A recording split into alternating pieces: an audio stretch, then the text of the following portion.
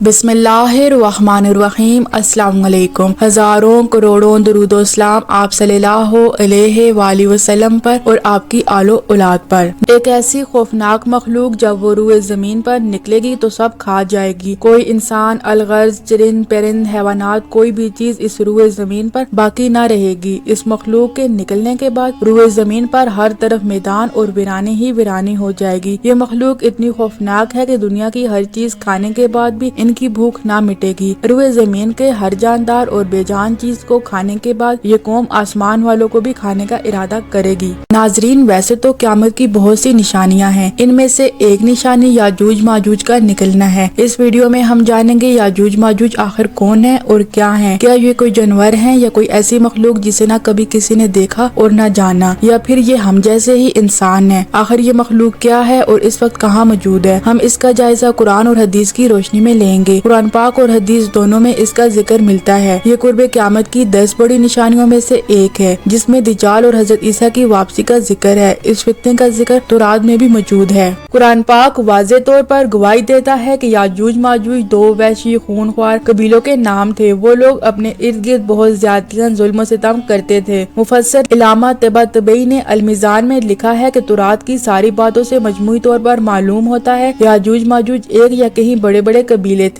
ये शुमाली एशिया के दूर दराज इलाकों में रहने वाले जंगजू, गारतगर और डाकू किस्म के लोग थे। तकरीबन रोज का मामूल बन चुका था कि पहाड़ की दूसरी जानब से बदहैबत, वहशी, खूनख्वार याजूज माजूज बड़ी तादाद में आकर महज़ब इंसानी दुनिया पर हमला आवर होते और हर चीज तबाह और बर्बाद कर डालते। उनके लिए इंसानों को हिलाक करना, माल मवेशी लूटना, खेतों को तबाह करना एक आम सी बात थी। लोग निहायत खौफ की हालत में उस जमीनी आफत से निजात के लिए अपने रब से गिड़गिड़ा कर दुआएं करते। एक सुबह जब वो सोकर उठे तो उन्होंने देखा 1000 की तादाद में एक आलीशान अजनबी फौज उनके खुले मैदानों में खैमा जन है। पहले तो वो हैरान और खौफजदा हुए, लेकिन फिर कौम के चंद सरदार इस जंगजू लश्कर को अपने लिए गैबी मदद और निजात दहिंदा समझते हुए लश्कर की जानिब गए और सिपहसालार से मिलने की ख्वाहिश का इजहार किया। इजाजत के बाद मुकामी सरदारों को फौज के सिपहसालार के खैमे में पेश किया गया। सिपहसालार ने मोअज़्ज़िज़ीन शहर को खुशामदीद कहते हुए यकीन दिलाया कि उनकी फौज उनके इलाके पर कब्जा नहीं करेगी, न ही उनके माल मवेशी और खेतों को कोई नुकसान पहुंचाएगी। कामी सरदार जंगी लिबास में मलबूस फौज के सिपहसालार का हुस्न इखलाक और तर्ज मेहरबानी देखकर मुतमईन हो गए। लेकिन जब उनके सामने ये बात लाई गई कि वो दुनिया के अजीम बादशाह जुल्करनैन से हम कलाम होने का शर्फ हासिल कर रहे हैं, तो बहुत हैरान हुए और दिल में सोचने लगे शायद ये शख्स कुदरत की जानिब से हमारे लिए निजात दहिंदा बनकर आया है। जुल्करनैन हजरत खिज़र अलैहिस्सलाम के खालाजाद भाई थे। हजरत खिज़र अलैहिस्सलाम उनके वजीर और जंगों में अलमबरदार रहे। ये हजरत साम बिन नूह की औलाद में से हैं और ये एक बुढ़िया के अकलौते फर्जंद थे। जुल्करनैन ईरान के बादशाह थे। ईरान इस वक्त 2 मुल्कों पर मुश्तमिल था, एक खरासान का हिस्सा और जो असल ईरान है वो भी 2 हिस्सों पर मुश्तमिल था, एक फारस और दूसरा गिरिया या मादा। उन्होंने इन दोनों को मिलाकर एक हुकूमत की। यूं सल्तनत ईरान के सुनहरे दौर का आगाज हुआ। सरदारों को सोच में गुम देख कर जुल्करनैन ने कहा, ए मेरे काबिल एहतराम दोस्तों, वैसे तो मैं अपनी बादशाह से बहुत दूर दियारे गैर एक सफर पर हूँ, लेकिन अगर मैं आप लोगों की कोई खिदमत कर सकूँ तो मुझे खुशी होगी। बस यही वो लम्हा था जब उनकी दिली ख्वाहिश उनके लबों पर आ गई। उन सब ने एक दूसरे की जानिब देखा और फिर एक शख्स बोला, ए मेहरबान बादशाह, इस पहाड़ की दूसरी जानिब याजूज माजूज नाम की कौम रहती है, जो जमीन पर बहुत फसाद मचाने वाले लोग हैं। अगर हम आपको कुछ खराज अदा करें तो क्या इसके ओज़ आप हमारे और उनके दरमियान एक दीवार तामीर कर देंगे? बादशाह ने कहा, मेरे काबिल एहतराम दोस्तों, रब ने मुझे जो कुछ दे रखा है वो बहुत बेहतर है। अलबत्ता अगर तुम लोग मेरी मदद करो तो ताकत से करो तो मैं तुम्हारे और उनके दरमियान एक मजबूत दीवार तामीर कर दूंगा। जुल्करनैन ने दोनों पहाड़ों के सरों के दरमियान जो खला था उसे लोहे की बड़ी मोटी चादर के साथ पुर कर दिया। फिर चादरों को खूब गर्म करके उन पर पिघला हुआ लोहा, तांबा और सीसा डालकर उसे मजबूती से बंद कर दिया, जिसे अबूर करके याजूज माजूज का दूसरी तरफ इंसानी आबादियों में आना नामुमकिन हो गया। डॉक्टर इसरार अहमद तहरीर फरमाते हैं कि इस दीवार के आसार बहरिया कैस्पियन के मगरबी साहिल के साथ साथ दरियाल और दरबंद के दरमियान अब भी मौजूद है। ये दीवार 50 मील लंबी, 29 फुट ऊंची और 10 फुट चौड़ी है। आज से सैकड़ों साल पहले लोहे और तांबे की इतनी बड़ी दीवार तामीर करना यकीनन बहुत बड़ा कारनामा था। दरियाल रूस और जॉर्जिया के दरमियान एक दरियाई घाटी है। दरियाल और दरबंद का दरमियानी रास्ता कोहिस्तानी दरों पर मुश्तमिल है। हजरत मौलाना अनवर शाह कश्मीरी रहमतुल्लाह अपनी किताब अकीदतुल इस्लाम में तहरीर تحریر فرماتے ہیں کہ مختلف ادوار میں مفسد اور وحشی انسانوں کے تخت و تارج حفاظت کے لیے روئے زمین پر بہت ساری ایسی دیواریں تعمیر کی گئی۔ حضرت مولانا حفظ الرحمان اپنی کتاب قصاص القرآن میں فرماتے ہیں یاجوج ماجوج کی شر و فساد کا دائرہ اتنا وسیع تھا کہ ایک طرف کاکاشیا کے نیچے بسنے والے ان کے ظلم و ستم کا شکار تھے تو دوسری جانب تبت اور چین کے باشندے بھی ہر وقت ان کی زد میں رہتے۔ انہی یاجوج ماجوج کے شر و فساد سے بچنے کے لیے مختلف زمانوں میں مختلف مقامات پر متعدد دیواریں تعمیر کی گئی۔ ابن کثیر رحمۃ اللہ فرماتے ہیں واثق باللہ خلیفہ عباسی نے دیوار ذوالقرنین کی تحقیق کی غرض سے ایک جماعت کو روانہ کیا، جس نے اپنی تحقیق کے بعد بتایا ہے کہ یہ دیوار لوہے سے تعمیر کی گئی ہے، اس کے بڑے بڑے دروازے بھی ہیں، ان پر فقل پڑا ہوا ہے اور یہ شمال مشرق میں واقع ہیں۔ قرآن پاک اور حدیث میں یاجوج ماجوج کے خروج کو قرب قیامت کی ایک بڑی علامت قرار دیا گیا ہے۔ ان کے خروج کا وقت حضرت عیسیٰ علیہ السلام کے نزول کے بعد بتایا گیا ہے۔ حضرت علامہ انور شاہ کشمیری مزید فرماتے ہیں کہ اہل یورپ کی اس دلیل میں کوئی وزن نہیں کہ ہم نے ساری دنیا چھان ماری، ہمیں اس دیوار کا سراغ نہیں ملا۔ اول تو خود ان لوگوں کی تصریحات میں موجود ہے جن میں وہ کہتے ہیں کہ سیاحت اور تحقیق کی